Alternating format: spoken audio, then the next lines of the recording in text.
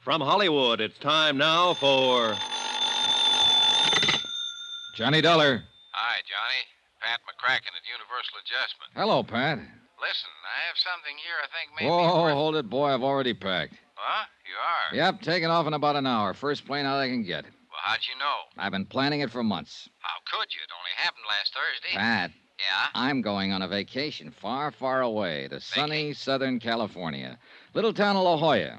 And to help me keep out of sight from such as you, I'm taking along all my skin diving outfit. Bye. Well, wait, Johnny. That's right next door. To what?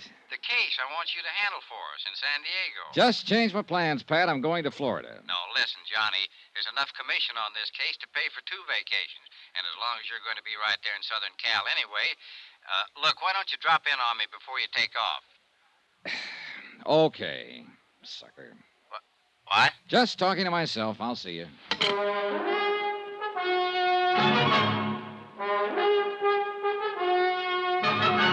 Tonight and every weekday night, Bob Bailey in the transcribed adventures of the man with the action-packed expense account, America's fabulous freelance insurance investigator. Yours truly, Johnny Dollar.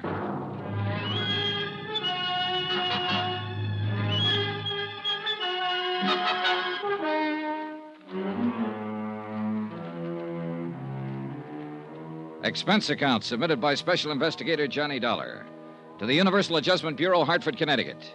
Following is an accounting of expenditures incurred during my investigation of the Jolly Roger fraud. Expense account item 1, taxi for myself and my vacation luggage to the offices of Universal Adjustment, 436 Parley Street, Hartford, in the hope I could argue both Pat McCracken and myself out of taking on the case. The last 2 cases I'd handled for Pat had almost cost me my life, and I was beginning to be a bit superstitious about anything he had a hand in. But trying to talk him down was like trying to talk down your mother-in-law. Maybe your skin diving trick will help you crack the case. But the main thing is you're going to California anyhow. This way you can put your whole vacation on expense account. Pat. And, baby, if I know you'll run down the case in about 2 days, come up with a swindle sheet for a couple of weeks. Pat. To say nothing of the commission I mentioned over the phone. Listen, will you? You see, the Jolly Roger was insured by Southwest Maritime Insurance and Liability for 460 G's. Bert Parker, in their San Diego office, can give you all the dope on it. Bert Parker? Sure, you remember him. Handed you the Molly Kay matter a few months ago. A very profitable case for you, wasn't it? Well, wasn't it? Yeah.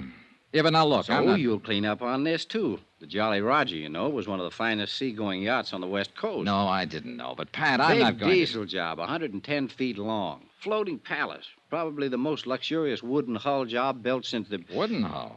110-foot diesel job? Wooden Yeah. hull? And that, unfortunately, is why she burned to the waterline before the weight of her engines carried her down to Davy Jones's locker. Total loss, huh? Total. $460,000 gone. That's too bad. Well, Pat, it was nice seeing you again. Now I got to get my plane to New York to get my plane for the coast. But I haven't even told you why we want you to look in on this thing, Pat, I am going to the coast on a vacation, remember? But I told Bert that you were on your way. You told what? Sure. Phoned him right after I talked to you. Well, you dog. Sure. He's promised to contact the Mexican authorities that you may need to help you and have everything all... Mexican? How are they involved? Oh, now, look, Pat, enough of this. I got to get along. Sure. My car's right downstairs, and I can tell you the rest I know. No. Tell it to somebody else. I'm going out there on a vacation. Baby, you can't let me down on this one. Look, we haven't got any regular man out there, only a couple of part-timers like Bert Parker. You know, sell the policies with one hand and act as adjusters with the other. I got to go. Sure. You see, here, I'll take that back. And this one.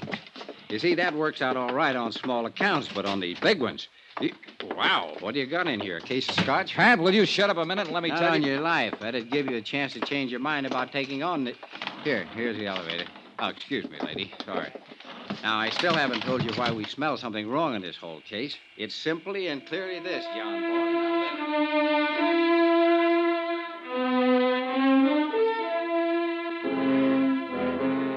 Yeah, it's simply and clearly this.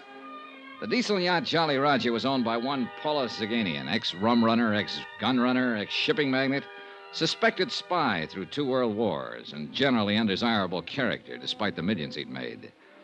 During the last war, he cleaned up by scaring some of the smaller countries into buying a lot of obsolete military equipment that was hardly fit for the scrap pile. And in more than one place around the world, there was anything but a welcome mat waiting for him. And in a lot of places, a lot of countries, the minute he'd land his seagoing palace, the gendarmes would stick to him like flies to a molasses barrel just to make sure he behaved himself. Anyhow, trying to argue with Pat was useless, so I agreed to take on the case. Expense account items 2, 3, and 4. $190, 4 cents. Plane fares and incidentals, Hartford to New York, New York to Los Angeles, L.A. to San Diego, where I hope to grab a cab to La Jolla before Bert Parker could find out I'd arrived. But I was met at the airport, but not by Bert Parker. Mr. Dollar. Yeah. I thought you were by the description. Oh, don't tell me they've got me on those wanted posters out here, too. Oh, silly. I'm Jan Penny, in Mr. Parker's office. You know, Southwest Insurance and Liability. Maybe I ought to take the case after all. I'm going to work with you on it. Oh, no, I'm sure I will. You see, Mr. Parker's in the hospital. When he received Mr. McCracken's wire about your time of arrival, he asked me to meet you here. Hospital? What's the matter with him? It's supposed to have been an accident. Hit and run. Well, what do you mean, supposed to be? Bert thinks they tried to run him down deliberately. Who? I think he'd better tell you about it. Yeah, I think somebody better.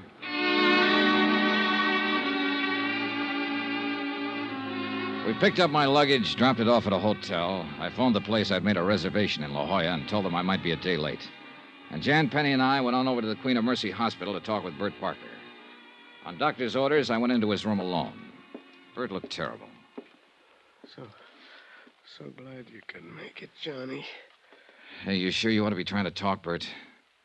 Look, why don't we forget it I now? have to talk. Well, I can, Johnny. They try to kid me, tell me I'll be out of here in a couple of days. That lying, I saw the chart. Internal bleeding. Hey, Bert. Bert, take it easy, will you? Look, the doc said you have to take it easy. Why can't your gal Jan tell me all I need to know on the case? She can't accept this getting run down. Yeah, she said she thought it wasn't an accident. She thinks. I know. Yeah? Phone calls. Threatening phone calls. Threatening? About what, Bert? Because of holding up on this claim. Somehow somebody found out I called Hartford. Asked for investigation. Who? Nagin denies that he... The owner of the Jolly Roger? Yeah. Denies knowing anything about the calls, but they weren't kidding, Johnny. That's why I'm here. Then they probably know I was asked to come out here. Johnny. Yeah? Johnny better go back. Drop this one. Oh, Bert. If they know you're here, they may try to... Johnny. Yeah? Hurts, Johnny. Nurse. 3 hours later, while Jan Penny and I paced the corridor, Bert Parker died. The only thing I'd learned from him was that I'd better be careful. Mighty careful. I took Jan Penny to the roughest, toughest dive I could find, Ray Kemper's Cat Club, in the hope we could both drown a sorrow or two. Why, Johnny? Why did it have to be Bert? You liked him, didn't you? I loved him. I loved Bert. Now he's... Let's have another drink. Hey, Jan, don't you think maybe... Oh. Waiter! Waiter, 2 more, please. I know this is no way to face it, Johnny. It's all right, Jan. I came out here like everybody does. Every young female kid who's been told she's prettier than the rest. You know, yeah, the movies, Hollywood, glamour, all that stuff. Yeah, I know. But it was rough. It was too rough. And I couldn't play the game they seemed to want to play out here. And I was all set to go back to the farm country and settle down to the same dull... But then I met Bert. And instead of giving me just a lot of fast talk, he said he wanted to help me. And he did, Johnny. He really did. Took me into his office here in San Diego. And we made this office, Johnny. We did. And he still didn't try to make any advances because he knew I wouldn't want that. But what he didn't know was that I loved him for it. That I loved him. Now he's gone. Hey, look, Jan, there's nothing we can do about it.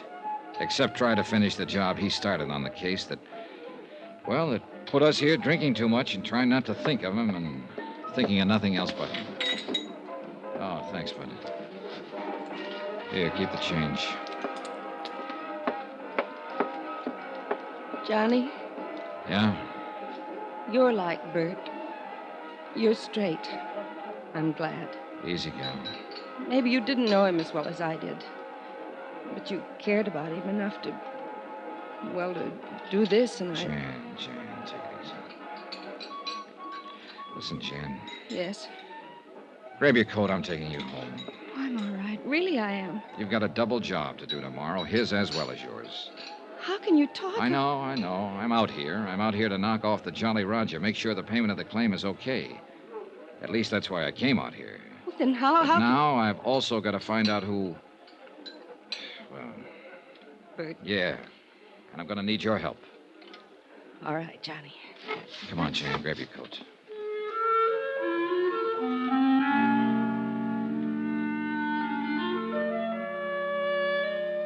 I took her home to her little apartment on East Drive.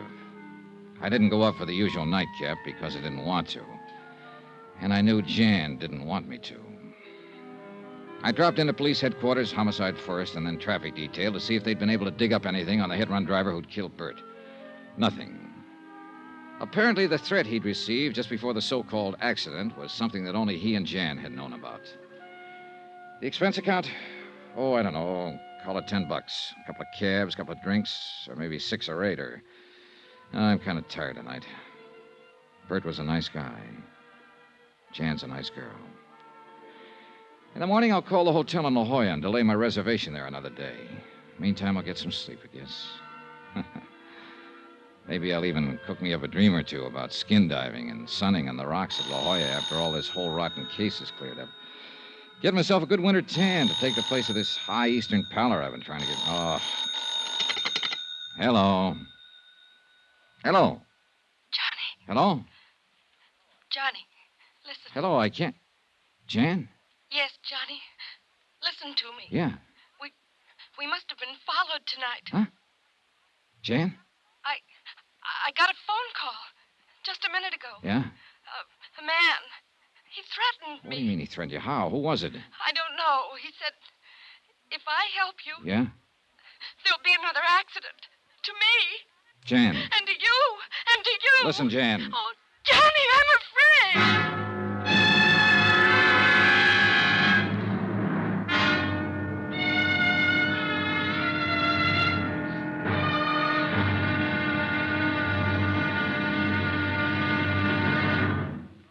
Now, here's our star to tell you about tomorrow's intriguing episode of this week's story. Tomorrow?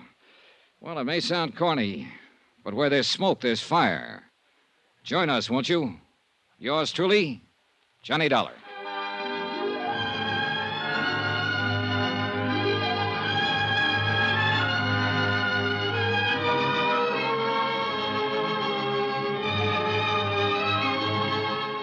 Yours truly, Johnny Dollar, starring Bob Bailey, is transcribed in Hollywood. It is produced and directed by Jack Johnstone, who also wrote tonight's story. Be sure to join us tomorrow night, same time and station, for the next exciting episode of Yours truly, Johnny Dollar. Roy Rowan speaking.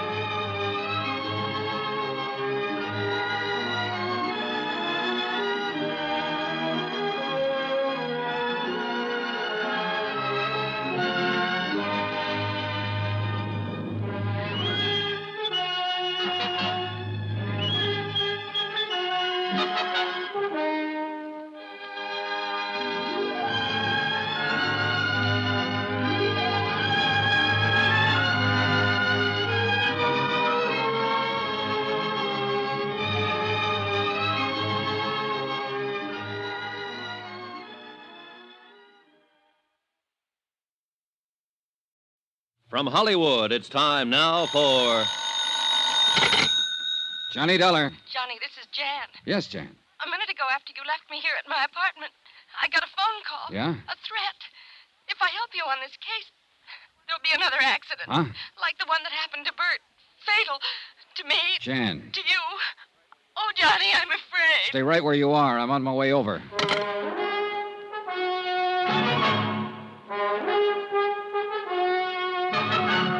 Tonight and every weekday night, Bob Bailey in the transcribed adventures of the man with the action-packed expense account, America's fabulous freelance insurance investigator. Yours truly, Johnny Dollar.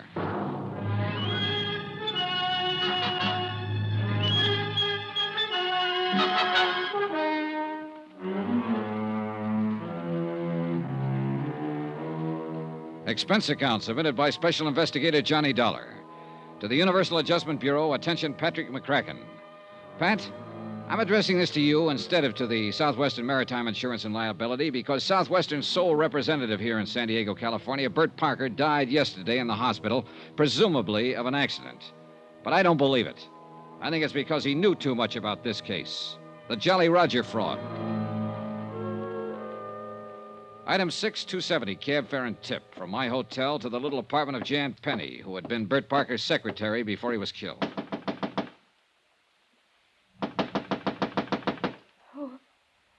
Who is it? Johnny Dollar, you all right? Come in, Johnny, quick. Oh, I'm scared. Easy now. Who was it threatened you over the phone? Did you recognize the voice? Yes. Well, who was it? I don't know. Huh? It was the same voice that called Bert at the office and warned him before he was run down by that car and killed. But you don't know who it was? No. Oh, Johnny, I'm so scared. Please hold me. All right. No, I don't mean that. It sounds like I'm trying to... It's okay, Jan. It's okay. Just take it easy. Here we are. Come on, dear. Sit down. Here, have a cigarette.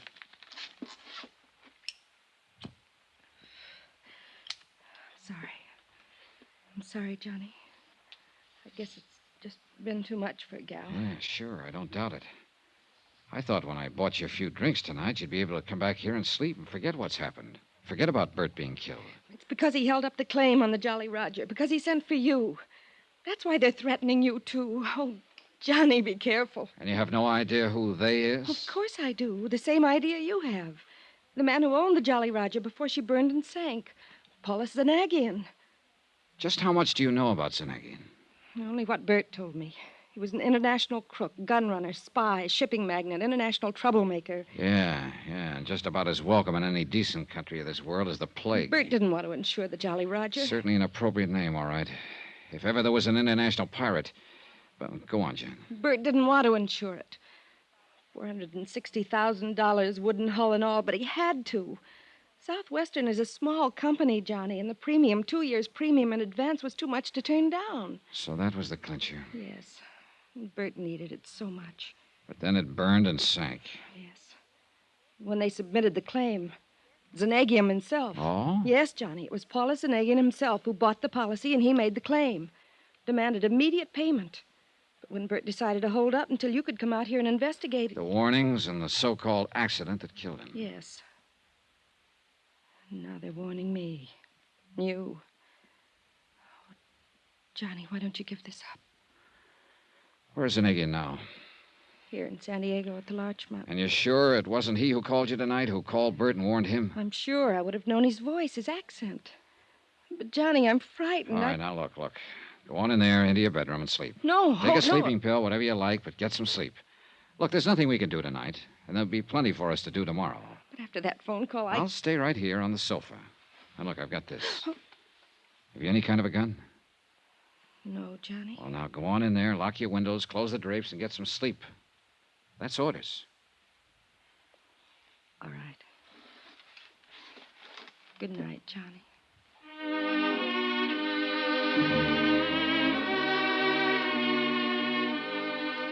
I hope Jan slept better than I did. Expense account item 7, 90 cents, taxi to police headquarters, first thing in the morning. I spent a solid hour talking with Detective Sergeant Joe Franklin. Yes, they were working on the hit-run death of Bert Parker. No, they hadn't come up with any leads. All he knew was that Bert had left his office late, was shortcutting his way through an alley to where his car was parked, had been knocked down when he reached the end of the alley. No witness, no tar marks, nothing. They'd questioned Jan Penny about possible enemies and come up with the same answers I did, but no evidence. Item 8, taxi to the Larchmont, where the desk clerk announced my arrival to the penthouse suite. Come in, sir. I've been waiting for you to call on me. Mr. Zanagian? Terribly distressing news about your colleague, Mr. Parker. I feel... Oh, sit down, won't you? Thanks. Tell me, sir, have the police found any clue as to who ran down and killed the poor man? Oh, you know that he died last night? Oh, yes, of course, within a few minutes of when it happened. But was Sergeant Franklin able to give you no inkling of who might have done it? Oh, do not look surprised, my boy. I not only know of your visit to police headquarters this morning, but of everything else you have done since your arrival here in San Diego. Well, that's very interesting, Mr. Zanagian. Yes, isn't it? But I'm sure the reason for it is very obvious. Is it? Of course, my friend, of course. I am depending on you to see that prompt payment of my insurance on the Jolly Roger is made. After all, that is the only reason for your being sent here. Who told you Therefore, I feel it my obligation to see that nothing happens to you, that you are given, shall we say, adequate protection during the time you are here acting in my behalf. Mr. Zanagian, before That you go is why I have made a trusted man responsible for watching over you at all times during your stay. Uh-huh. I suppose that's just a polite way of saying that you've had somebody tailing me since I got here. Oh, by the way, a lovely girl, Miss Penny, isn't she? And she was so devoted to Mr. Parker. Terrible shock to her, his death. Your solicitude to her is to be highly commended. You really keep tabs on things, don't you? But now, let us get down to the business at hand. Yeah, let's. The loss of the Jolly Roger came at a most inopportune moment. My crew were testing some new equipment in preparation for a somewhat lengthy trip abroad. When the accident occurred, they sent her to the bottom out near the Coronado Islands. Just what kind of an accident was it? What? Oh, forgive me, dear man. I forget you have not yet contacted the Coast Guard for the details of the whole affair. That's right, but how did But you... I am certain you will. So why should I bore you with information you will only have to hear all over again from them? Suffice it to say, dear sir, that the loss of my beautiful yacht was due to some mechanical failure, so to speak. Something with the electrical system, I believe it was. Yes, I do. But my point to you is simply that I must have settlement of my claim without delay so that I can leave the United States as soon as possible. For where? Do you mind? Oh, no. Of course I don't mind. But why bore you with my personal affairs? So urgent is my need for immediate settlement that I can only remind you that I am a most generous person. Which is to say, I can assure you of ample reward for anything you may do to expedite payment to me of the Now, just hold on a minute. I'm sorry, my dear sir. Oh, dear me, I'm sorry. I've seemed to monopolize the conversation, haven't I? Mr. Zanagian, let's stop beating around the bush. An insurance claim for $460,000 is investigated in any event. Bert Parker seemed to think there was something wrong with this claim. He said so, and apparently it cost him his life. The same threats that were made to him have been passed on to his secretary, Jan Penny, and to me. And if that doesn't make the whole case smell to high heaven... my dear all right, sir. All right, now. Now you're trying to bribe me to make a quick settlement. So, mister, if I weren't suspicious of the whole thing before, you can believe me, I am now. Oh, my dear Why man. anyone with your reputation for millions should be in such a hurry to get his hands on a few $100,000, I don't know. But if I were you, I'd sit back very quietly and prepare for a long wait to see if you get it at all. Oh, how unfortunate this attitude for you. That a threat? No, dear boy, not at all. I am simply thinking of how much easier it could be for you. And, of course, profitable. Perhaps you will change your mind. Not a chance. Then, sir, since settlement of my claim seems to rest entirely on your shoulders at the moment, and since someone, I can't imagine who, has seen fit to threaten you, and please, don't forget that, dear boy. Mr. Zanagian, Yes? I don't scare easy. It was pretty obvious that Paula Zanagian was used to having his own way, would stop at nothing to get it. Bert Parker had been right. I'd have to watch my step. I checked with Jan, then grabbed a taxi to pay a visit to the Coast Guard. Lieutenant John Smith, believe it or not. You can take your choice, Dollar. Read the report on the burning and sinking of the Jolly Roger here, or the copy I let Bert Parker have. I take it you talked to him. Parker's dead. What? Yeah, hit and run, after he received a couple of threats to lay off this case. You locked up Zanagian yet? On what charges? Well, who else? That's a lot to go on. If he didn't sink that boat himself, I'm a wall-eyed monkey. You find out anything to back that up? No, not a thing. The Jolly Roger sank in about as bad a spot out there as could have been picked. It's deep, bad current, dirty water from onshore silt. We tried to send down divers, got nowhere. Hey, wait. I thought she went down in Mexican waters off the Coronados. Yeah, she did, but we supplied the divers, or tried to. International cooperation, that sort of stuff. But we got nowhere. How'd you find out about it in the first place? One of our planes on routine patrol saw the puff from the explosion out over the water. By the time it actually got there, the hull was nothing but a mass of flames. Sank 10, 15 minutes later. What about the crew? The crew were lost, except for one kid, a cabin boy. Yeah, where's he? Mexican fishing boat out of Rosarito picked him up. He was in bad shape. The explosion had blown him clear. He's in the hospital in Tijuana. Well, look, wait, hasn't anybody talked to him? He was too badly hurt at first.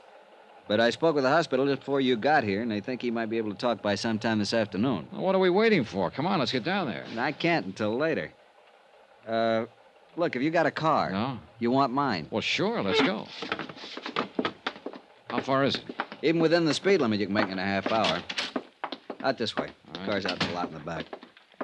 Hey, look, you're mighty generous, Smith. I'll try to make this up to you somehow. Forget it. I'd like to see you get the goods on Zanegian just as much as you would.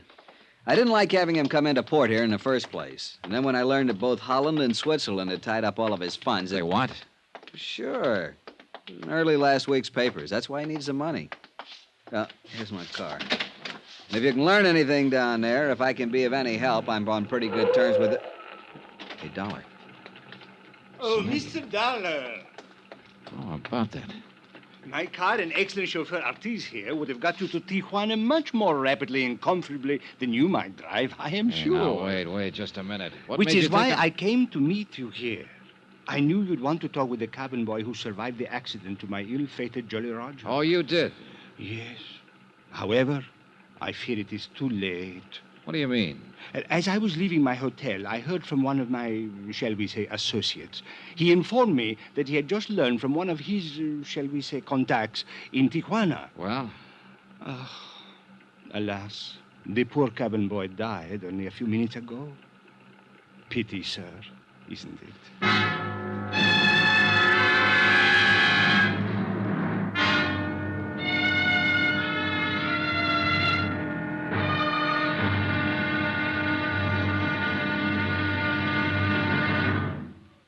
Now, here's our star to tell you about tomorrow's intriguing episode of this week's story. Tomorrow, a dead man talks. And what he has to say isn't very pleasant. For it all adds up to just one more good, solid thread on the life of yours truly, Johnny Dollar.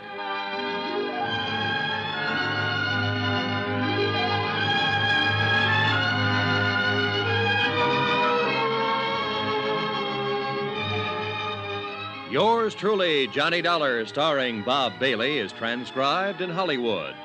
It is produced and directed by Jack Johnstone, who also wrote tonight's story. Be sure to join us tomorrow night, same time and station, for the next exciting episode of Yours truly, Johnny Dollar. Roy Rowan speaking.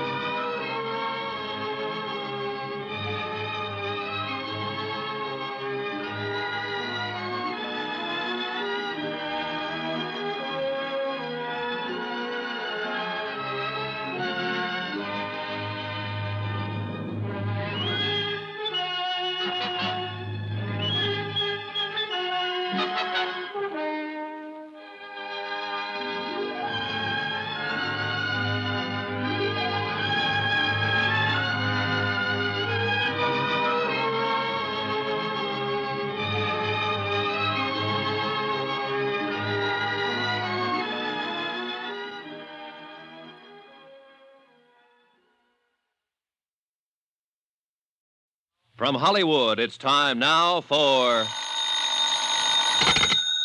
Johnny Dollar. I have your call to the Corazon de Los Angeles Hospital in Tijuana, Mexico. Good, operator. One moment. Hello? Oh, this is Dr. Fernando Hernandez. I'm Johnny Dollar, investigating the wreck of the yacht, the Jolly Roger. The only survivor reported was a cabin boy, and I understand he just died in your hospital. Yes, but under most unusual circumstances, Senor Dollar. That's exactly what I wanted to know. Also, Senor, there are some things he told me earlier that I think you ought to know. Doctor, I'm on my way down there to Tijuana to see you.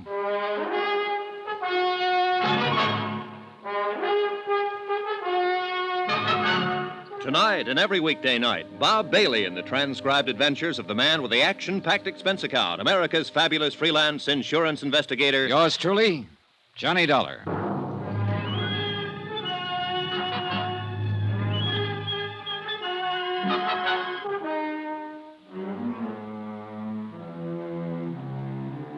Expense account submitted by Special Investigator Johnny Dollar. Location, San Diego, California. To the Universal Adjustment Bureau, Hartford, Connecticut. Assignment, the Jolly Roger fraud. $460,000 worth of palatial yacht gone down to Davy Jones's locker. Expense account item 9, 40 cents, telephone call. To the hospital in Tijuana from a phone booth at Coast Guard headquarters here in San Diego.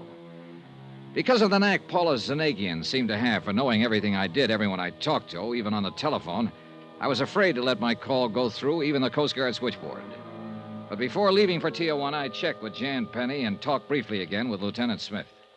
You mean you think Zanagian had somebody put that cabin boy out of the way before you could talk with him, Dollar? The doctor only said that he died under unusual circumstances. But yes, that's exactly what I think. What's more important right now is that apparently the lad told the doctor a thing or two before he died. So I'm going on down there. You want to use my car? Well, Zanagian seemed to know I was going to use it before. He'll probably expect me to use it now. So you better get me a rental car. Have it delivered to my hotel service entrance under your name. Okay. Zanagian made no bones about it when I talked to him. He's having me tailed. And he'll probably try to do the same thing to me that he did to Bert Parker, once he's sure I'm trying to block his $460,000 claim. Dollar. But me, I aim to stay alive. Until I can not only prove his claim of fraud, but see him sent up for murdering Parker and the lads who went down with the Jolly Roger. Dollar, why don't you get the police in on this with you? If your life's in danger... I want to do it alone. Hey, one more thing. Yeah? You're sure that Zanagian needed money? I thought from all I've ever heard that international racketeer was loaded. According to the papers, both Holland and Switzerland locked up his bank accounts just within the last week or so. That's why he needs a pot full of cash to get over there. That's why he sank his ship, so he could collect from your insurance company. Accident. Some mechanical failure. Is that what he said? Uh-huh. Something to do with the electrical system, to use his own words. But if the cabin boy was the only survivor of the explosion, and he didn't talk to anybody... Except this Dr. Hernandez I'm going to see. Right, then how could Zanagian know what made his yacht burn and sink? What's your guess?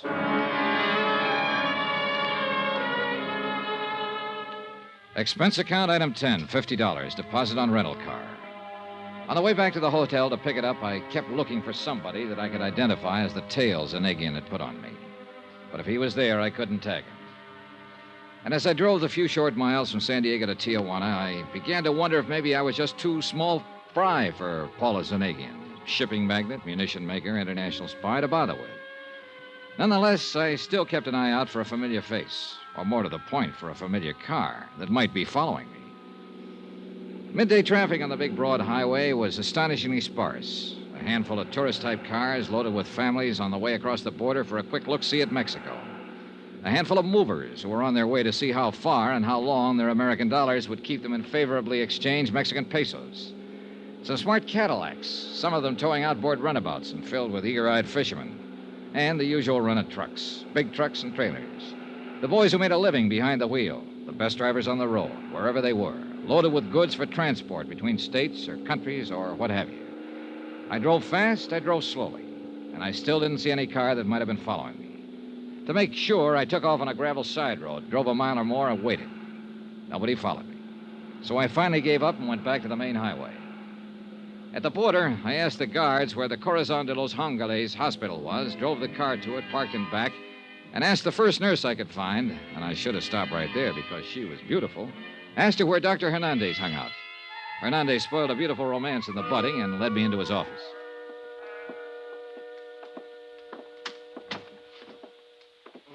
Please do. Sit down, Senor Dollar. Thanks, Dr. Hernandez. I'm so glad you've come.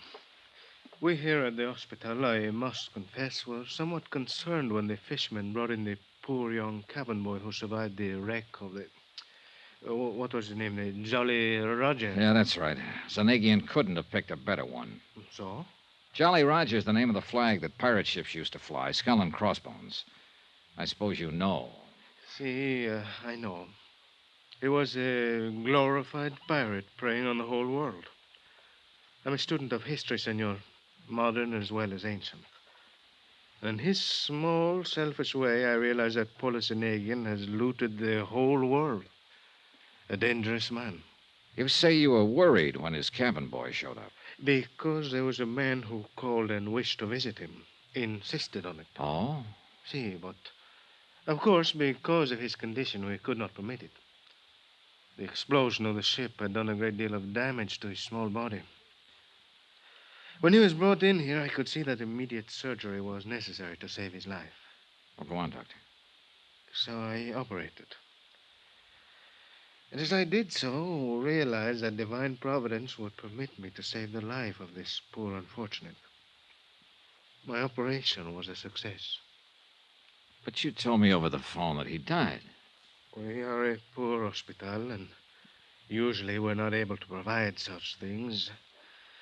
But I appointed a special nurse to look after Doctor, him I'm while sorry. I ordered that man who would not give his name but who insisted on seeing him be kept away. Doctor, you said... However, 2 hours ago, the nurse left him only for a brief moment and only to inform me of the remarkable improvement he'd made. Look, and Doctor... when I entered his room, he was dead. Look, Doctor, I'm sorry if you lost your patient, of course, but you told me over the phone that there was something unusual about his death. That's why I came down here. He would have lived. He would have lived, Senor Zola. Yes, I know. Except that someone got into the room with him during the brief moment he was left alone.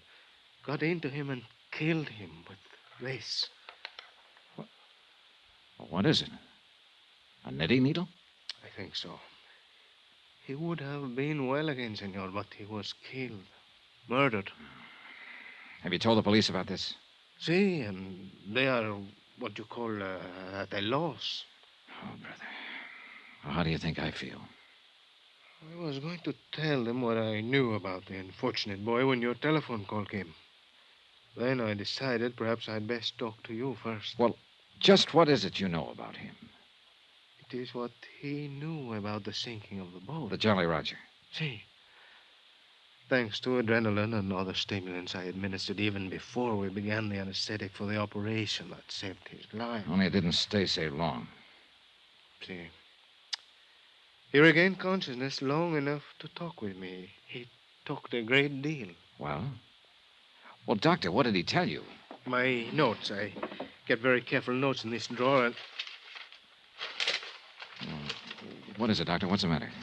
the notes I had, they're gone. Gone? Here. I kept them here because I knew they'd help to solve the crime of the sinking of the ship.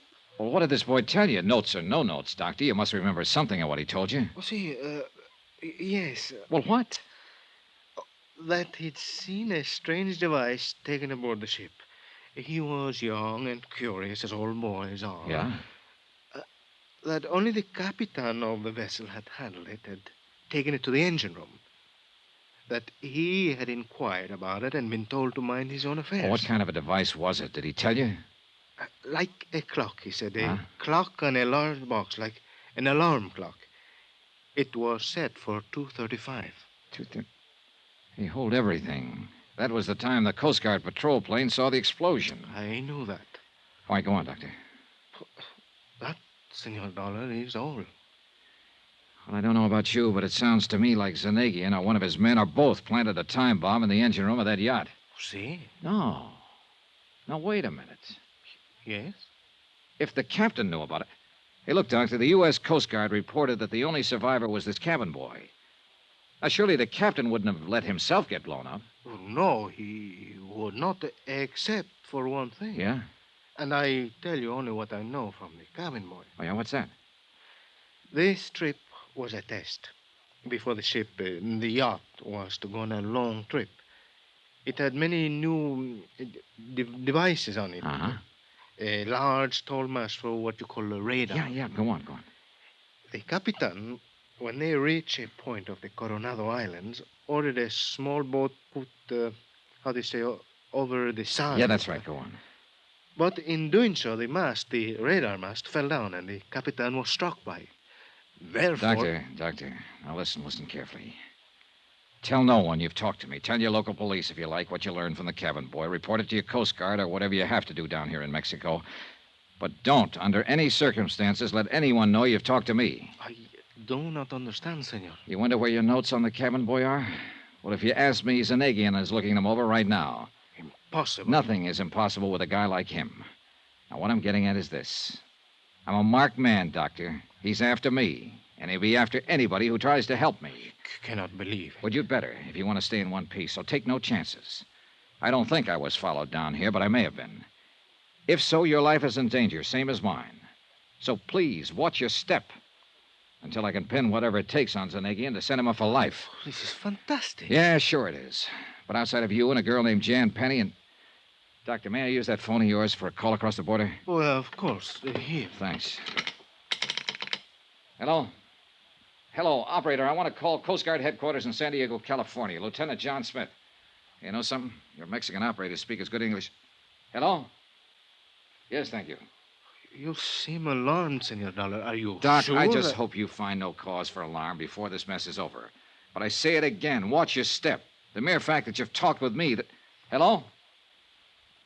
Oh, where can I reach him? Well, sure, I'll talk to anybody there at headquarters.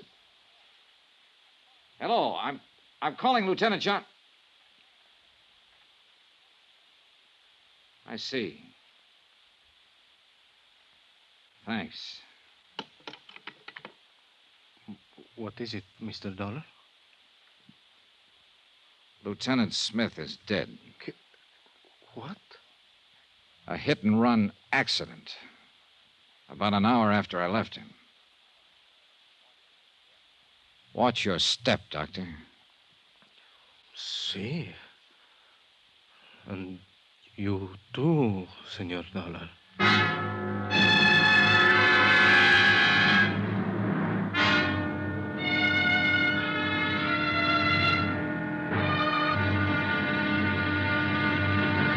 Now, here's our star to tell you about tomorrow's intriguing episode of this week's story. Tomorrow, some real help from two close friends. You know, close enough to kill. Join us, won't you?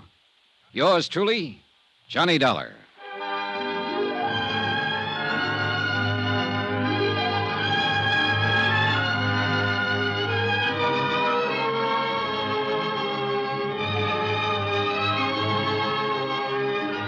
Yours truly, Johnny Dollar, starring Bob Bailey, is transcribed in Hollywood. It is produced and directed by Jack Johnstone, who also wrote tonight's story. Be sure to join us tomorrow night, same time and station, for the next exciting episode of Yours truly, Johnny Dollar. Roy Rowan speaking.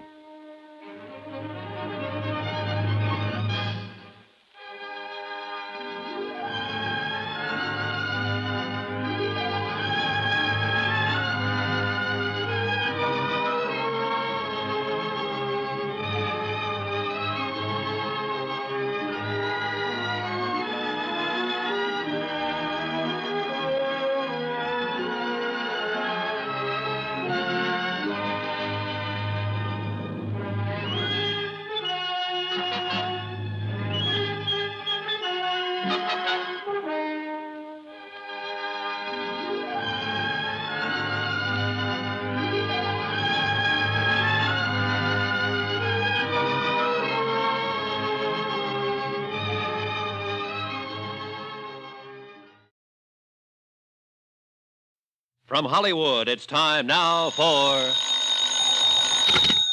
Johnny Dollar. Sergeant Franklin, San Diego Police Homicide. Oh, thanks for returning my call. What are you doing in Tijuana? Following a lead on the sinking of the Jolly Roger, what else? I still think that yacht was sunk by her owner, Paula Zanegian. You're not alone, Sergeant. Listen. Yeah? Bert Parker of the insurance company was suspicious. He held up the claim, so he was killed. Hit and run. I know.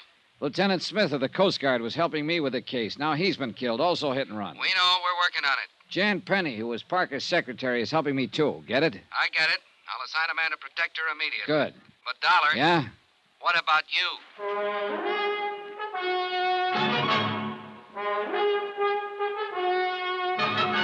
Tonight and every weekday night, Bob Bailey in the transcribed adventures of the man with the action-packed expense account, America's fabulous freelance insurance investigator. Yours truly, Johnny Dollar.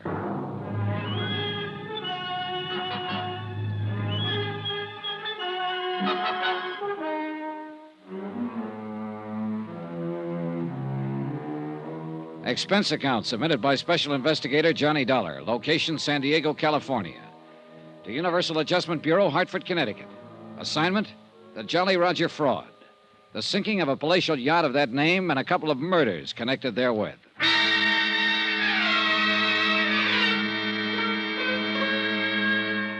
I thought I was going to Southern California for a vacation. You know, a couple of easy weeks at La Jolla, sitting around in the sun, doing a bit of skin diving. Maybe even some personal investigation to see if the publicity pictures of the contents of some of those bikini bathing suits were really true. But I ran headlong into what looks like a very, very fraudulent insurance claim. $460,000 worth. Claimed by an international troublemaker named Paulus Zanagian for the loss of his yacht, the Jolly Roger. Only the crew were aboard when it headed out toward the Coronado Islands on a test run. A tryout for a lot of new radar equipment. After a big explosion that caused the Jolly Roger to burn and sink, only one man came back. I told what I knew about him to Sergeant Franklin at San Diego Police Headquarters. And then the poor lad died there in the hospital in Tijuana, huh? Yeah, but not until he told the senior medico a couple of things that make me surer than ever that the owner, this Paula Zanagian, planned the explosion and sinking. Evidently, Sergeant, the captain took a time bomb on board. And let himself get blown up with a yacht? Now, look, Dollar. No, not that easy. He'd have been able to get off before the time bomb exploded. If he hadn't been hit over the head by a falling radar mast. Oh, I see. But what I don't see is why Zanagian had his ship blown up in the first place. Well, if you've read the papers, you know that the Swiss and Dutch governments have put all of Zanagian's funds under lock and key. Oh? Yeah. In spite of the millions Zanagian has made off his international arms smuggling rackets, his fomenting of revolutions among the smaller countries, he suddenly found himself without enough money to get over there and do whatever is necessary to free his money. Somebody finally caught up with this international racketeer. That's right. His credit, of course, isn't any good anywhere. Big yacht, sure. But he didn't have enough money to pay his way back to Europe. Unless he could collect for the loss of the Jolly Roger. And when Bert Parker tried to stall on settling the claim... Parker didn't last long. Then I came into the picture. I talked to Zanagian. Yeah? He told me if I didn't see that his claim was settled immediately, well, he casually mentioned Bert Parker's sudden demise. Dollar, I wonder if there isn't some technicality on which we can hold that guy. Jan Penny, who was Parker's secretary. Yeah? Jan has been helping me on the case. Result, a warning threatening both her and me. And you know what happened to Lieutenant Smith as a result of his giving me a hand. Have you got somebody keeping an eye on Jan? I'll get Tommy Golden, one of the best men on the force. Good. And he's smart enough to keep her from knowing he's watching over her. Fine. Things have happened so fast since I got here that I haven't had time to check thoroughly with her on the background of the whole case. Well, it really shouldn't be too disagreeable a job, Dollar. Huh? I've seen her. What's your next step? Well, first, what progress have you made in finding out who ran down Lieutenant Smith? Same story we got when your friend Bert Parker was run down and killed. Yeah? The few witnesses just weren't on the ball. In each case, it was a black Buick sedan, 54 or 55. Nobody saw a license plate. You mean there was none on the car? Apparently not. Traffic Division's going to have something to answer for. Unless the license plates were hidden just during the time of the... Well, murders is probably the right word. Possible, probable. So forgive your traffic detail. Needless to say, we're checking every public garage in town and every car in the streets, but beyond that... Dollar, we're just as sure as you are that Zanagian himself is behind all this. He's not only a man, he's an international organization. Oh, brother, don't tell me. For all I know, you're one of his boys. Oh, now, wait a minute. He's known every move I've made since I got here, almost before I've made it. When he met me outside Coast Guard headquarters and tried to stop me from going down to Tijuana, I thought, heaven help me, that maybe Lieutenant Smith was one of his boys, until Smith was killed. He's had somebody on my tail every minute since I hit this town of yours. I'm sure of it. But I can't spot him. Dollar. Yeah? We feel the same way about Zanagian that you do. We know that wherever he goes, he has, well, it sounds corny, but call them henchmen hanging around with him. Maybe it's just one or two, or maybe it's a dozen. And we've tried to spot him, but no luck. Certainly none of the crew of the Jolly Roger were among them, or he wouldn't have let them get blown up. Or maybe he doesn't have any little helpers. Maybe he does everything himself. You know, it's funny you should say that. It was he himself who took out the policy on the Jolly Roger. It was he who personally made the claim. It was he who drove his car around to meet me at Coast Guard headquarters. As a matter of fact, it was... that's impossible. Can you tell me why? Oh, because he alone couldn't have known about my coming out here, my every movement. He'd be crazy to drive the hit-and-run cars that killed Parker and Smith. And after all, there were a couple of husky characters standing around quietly in the corners of his penthouse suite when I called on him. One of them 6'2", black hair, and a scar from his right ear nearly to his chin. Yeah. He's been watched every minute he's been out of Zanagian's hotel room ever since they got here. A short, heavy-set, wormy little man. That's right. Him, too. We got nothing on him, except that we know they're working for Zanagian. What's your next move, Dollar? Oh, if I had any sense, I'd do what I came out here to do. Have myself a vacation over in La Jolla. Forget this whole thing. Let the insurance company pay the claim on the Jolly Roger. Let Zanagian get out of the country and forget it. You'd be able to forget the threats on your own life, Dollar? Yeah, and I'd be able to... Hey, wait a minute. What about Jan Penny? I told you I'll have a man looking after her. Oh, yeah. Well, I guess the best thing I can do is take her over to Bert Parker's office, have her open the files, and see if I can find something there to get to work on. Incidentally, Dollar, she drives a black Buick. I hate to say it, Sergeant. Have you checked it out?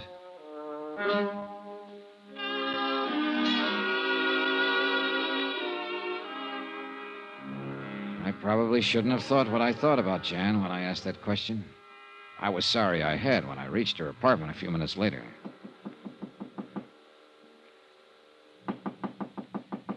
Who is it? Johnny Dollar. Johnny, I'm so glad. I was worried about you. Has something happened, I Jan? was worried about you, that's all. When you told me you were going down to Tijuana alone, well, I was worried about you. Oh, thanks. Hey, look, Jan, let's get down to business. Did you go down to the office this morning? Yes, I took a cab down there right after breakfast and spent the entire day. Uh-huh. Were the files on Zanagian's policy on the Jolly Roger intact? Well, yes, why do you ask that? And nobody bothered you there? No, except, Except what? Johnny, it's the reason I'm so glad you're here. What is? All day I've had the feeling I'm being followed. Well, maybe you are. Because of the warning over the phone, the one I told you about. And you still don't know who it was? No, but Johnny, the warning was for you, too. If you don't lay off this case. Is that the way the voice on the phone put it? Yes, and it threatened me if I helped you. Look, Jan, you want to back out while you're still in one piece? You know what happened to Bert Parker when he tried to buck Paulus as an agent? I love Bert, Johnny. He was the kind of man you are. Honest and good and... Oh, Johnny, why don't you get out of this case? Pay him off, anything. But don't risk your life on it, too. You really mean that, don't you? Oh, you're fine, and... Don't you see this madman Zanagian will stop at nothing to hurt the people who oppose him. And if you keep on...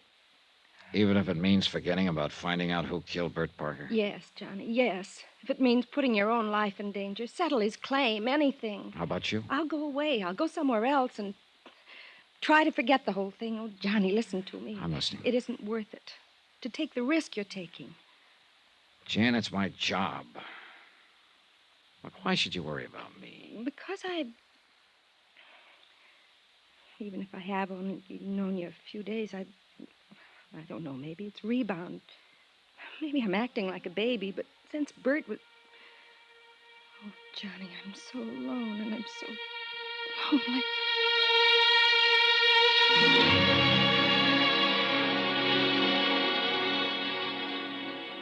Jan was a very pretty girl. Soft, warm, lovely. We had a drink or two and talked about a lot of things. The kind of things I'd planned to talk about to some charming girl on the vacation I'd planned but wasn't having here in Southern California. I might even have forgotten about cleaning up the case and going on to La Jolla. Why don't you make the company pay them off, Johnny? Forget it. So you and I won't be in danger from this man. Suspicion. Why can't a guy relax and enjoy a situation like... Jan, come on, honey. Look out, will you? I gotta get out of here. Look, I've got a hunch, and in this crazy business of mine, when you get a hunch, you better act on it. Oh, no, Johnny, tomorrow. Oh, no, honey, look, I'm going down to police headquarters. Johnny. The one thing I haven't checked on, the one person who was connected with Bert Parker. But police headquarters this time, and I don't know. Jim Franklin. He said he'd be there all night. Can't you check Sorry, on... Jan. Leave me here all alone? You come with me. We'll grab a cab and go down there together. Oh, all right. Then we'll come back here? Depends on what I find out. Then I'll wait for you. Only why don't you take my car? It's right down in the parking place just outside the building. Okay, sure. Here, I'll get you the keys. How'll I know which one is yours? It's an old black Buick in parking space 5 down there. It's just had a new paint job. You can't mistake it. Here. Okay, thanks. Jan, didn't you say something about taking a cab down to the office this morning? Because of the fresh paint in my car. It was so foggy this morning. I wanted it looking nice in case you wanted to use it. Ah, you're a rascal. See you later.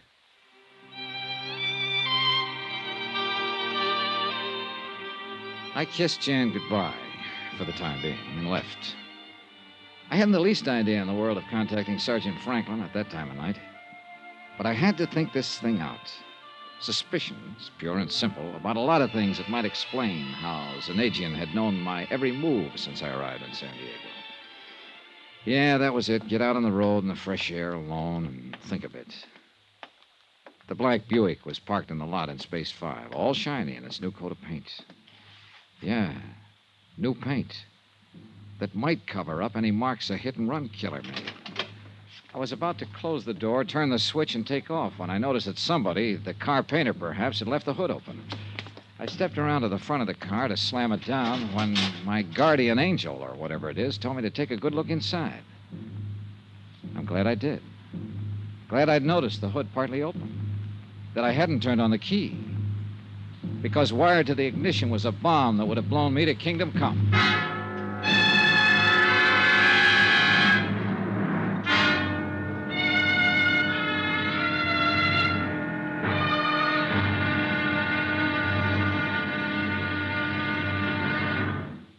Now, here's our star to tell you about the final intriguing episode of this week's story. Tomorrow, the wind-up, where the obvious becomes only too obvious. Join us, won't you? Yours truly, Johnny Dollar.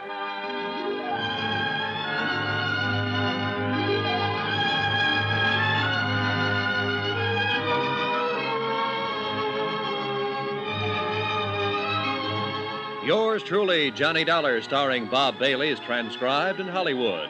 It is produced and directed by Jack Johnstone, who also wrote tonight's story.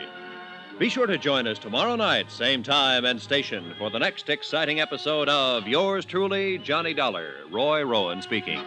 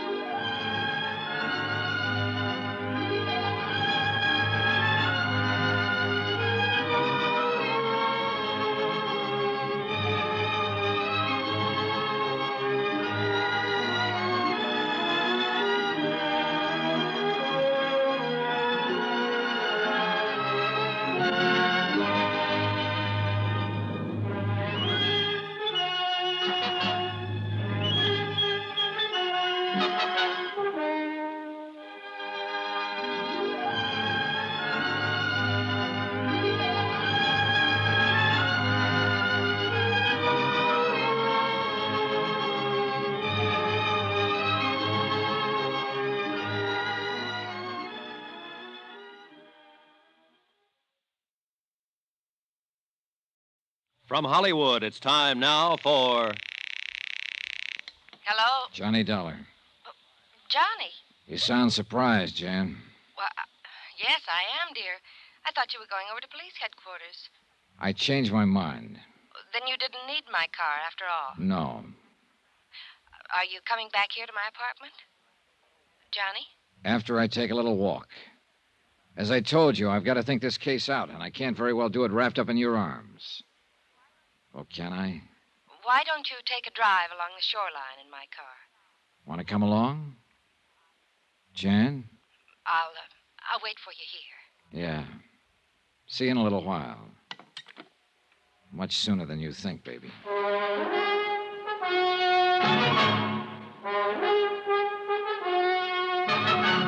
Tonight and every weekday night, Bob Bailey in the transcribed adventures of the man with the action-packed expense account, America's fabulous freelance insurance investigator. Yours truly, Johnny Dollar.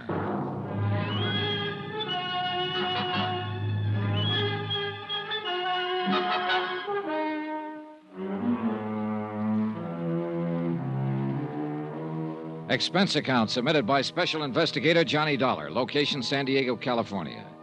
To Universal Adjusters Bureau, Hartford, Connecticut. Assignment, the Jolly Roger fraud. including the loss of a palatial yacht and a couple of murders. Expense account item 12, phone call. And one thing I didn't tell Jan Penny was that I was calling her from a booth right on the ground floor of her own apartment building. Another was the reason I changed my mind about borrowing her car to drive to headquarters for a talk with Sergeant Franklin. Oh, I had gone out to the parking lot and climbed into her car, all right. But as I was about to insert the key to start it, I noticed the hood wasn't closed down tight. That saved my life. For wired to the ignition, I found a booby trap that would have blown me to kingdom come if I'd even turned the key. After hanging up on Jan, I hopped upstairs to her apartment and pressed an ear against the door. No, he didn't. Because he just phoned me from somewhere outside. But he said he's coming back here, and I tell you, you'd better come over here. No, he just said he's going for a walk. Of course I can handle. All right. I went back to the first floor to the phone booth and called Sergeant Franklin. You think Jan Penny's in with Zanagian on this whole deal? Tell you this, I don't like what I think. Look, Sergeant, I'm going back upstairs to talk to her again. Talk, did you say? Yes, talk. I'm going to lay it all out to her, tell her what I suspect and why. If I can break her down, okay. If I can't, well, I misjudged her. Lucky stiff. Huh? I've seen her, Johnny boy. What's that supposed to mean? I hope you have misjudged her for your sake. What? Reconciliation. What a lovely way to spend the rest of the evening. Look, you dope. Go to it, boy, and happy hunting.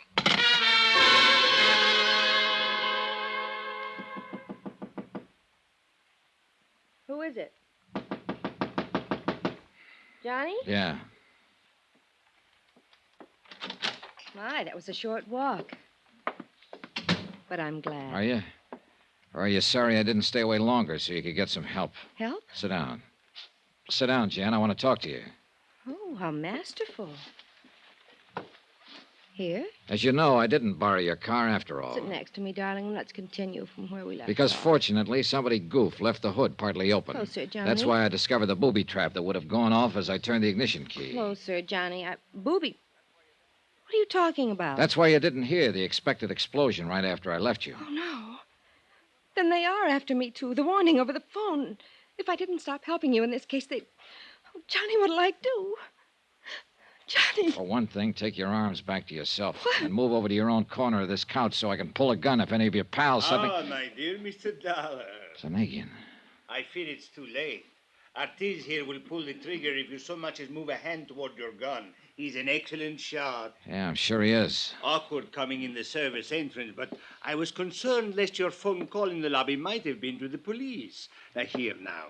Permit me to take charge of your gun. Just a minute, Zanagian. I should. Yeah, thank you. Oh, yes, this is Artis, the man I've had following you since your arrival here in San Diego. You don't recognize him, dear boy? I keep him from seeing me. You never know I follow him. Oh, yeah. Yeah, Artis, you've been pretty good at it. But as long as we've been introduced now, why don't we shake hands? Go back, or I shoot. Oh, and he would, my boy.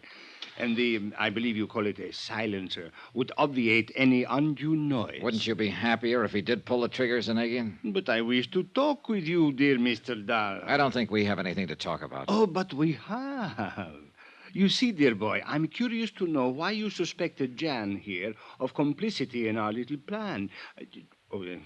Lovely girl, isn't she? Pretty obvious, isn't it? Now? Oh, forgive me. I realize in a situation like this, it is usually the detective, or in this case, the insurance investigator, who at the point of a gun extracts a confession from the, shall we say, criminal. However... Okay, I'll tell you.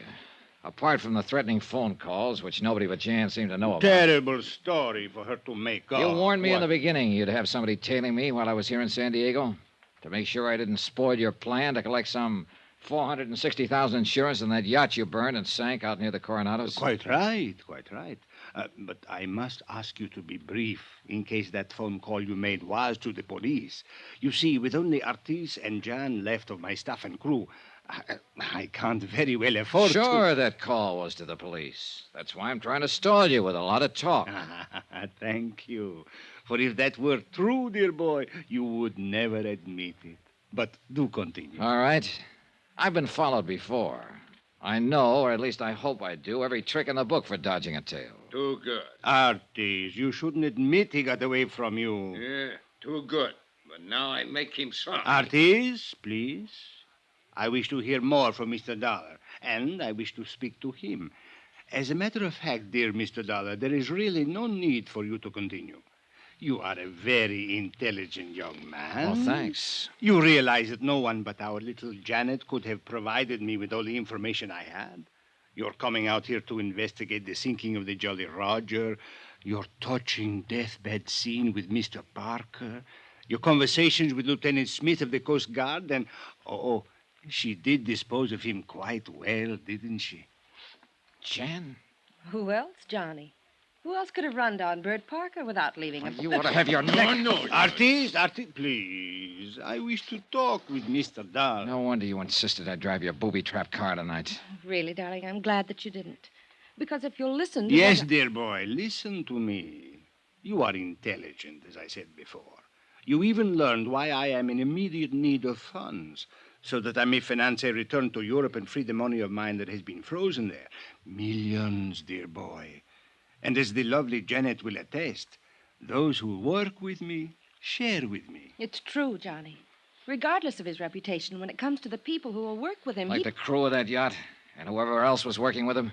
He admitted that only you and this trigger-happy character here were left. Oh, tools, my dear boy.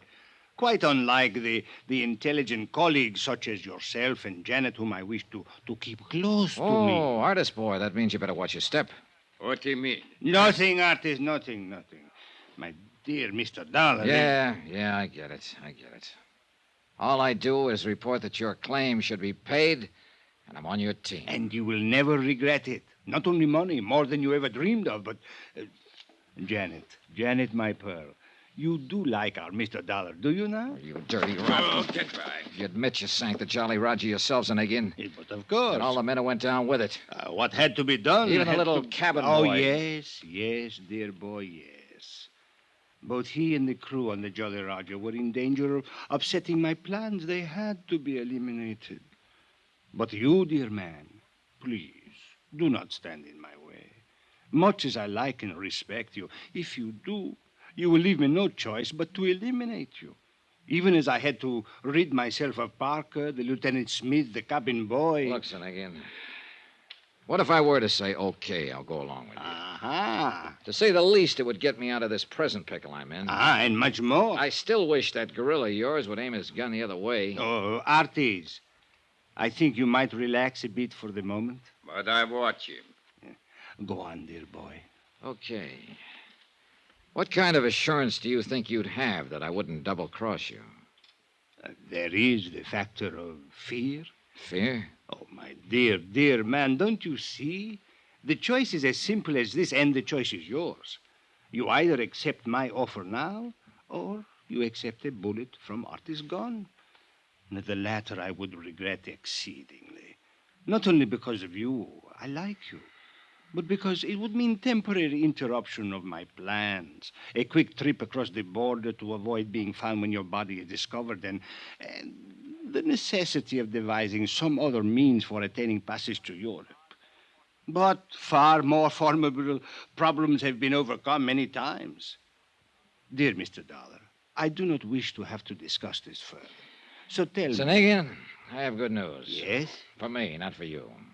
You mean you refuse? No, dear boy. No, I mean you aren't going to have to discuss this any further. You won't be able to. But, my Much dear... as I'd like to tie up this case with a big fancy ending, a real dramatic tagline... I do not understand you, all of dear your boy. long-winded confession a minute ago might just as well have been stated in court. What? As a matter of fact, you'll probably hear it in court, word for word. I do not understand. You and this homely trigger man of yours aren't the only ones who know about the service entrance to this apartment. Hollis! What do you mean? You may as well give up quietly, because the gentleman standing in the doorway directly behind No! you is Sergeant Franklin of the San Diego... Oh, no, you don't, Artie. I've been wanting to describe this ugly monkey of yours. No, please! Do not hurt me! Help! Please!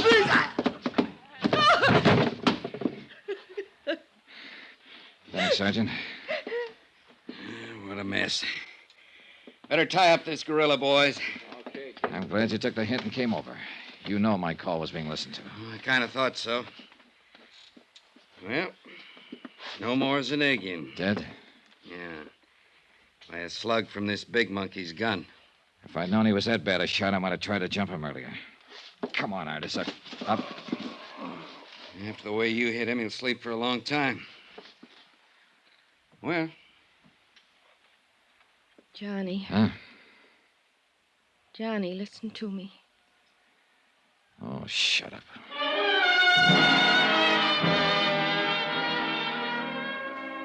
Expense account item 14, $217.50, hotel in San Diego, incidentals and plane fare back to New York and Hartford. Expense account subtotal $523.23. I'll give you the rest when I finish my vacation in La Jolla, the one you promised me. Remarks? The fabulous crooked empire of Paulus Zanagian is kaput, the same way it happens when every man who tries to break the rules of international law and order. You might almost have called it death by his own hand. Though, of course, little Artie will be made to pay for it. Jan, same thing, I guess. Why did they do it? Yours truly, Johnny Dollar.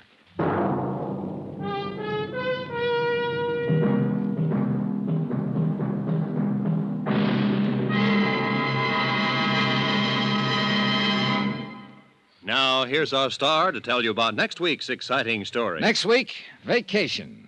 And a beautiful romance that turned out to be a prelude to murder.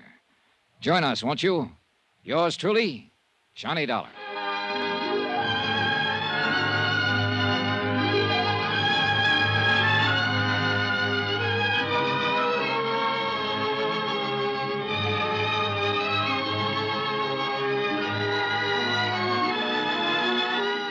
Yours truly, Johnny Dollar, starring Bob Bailey, is transcribed in Hollywood.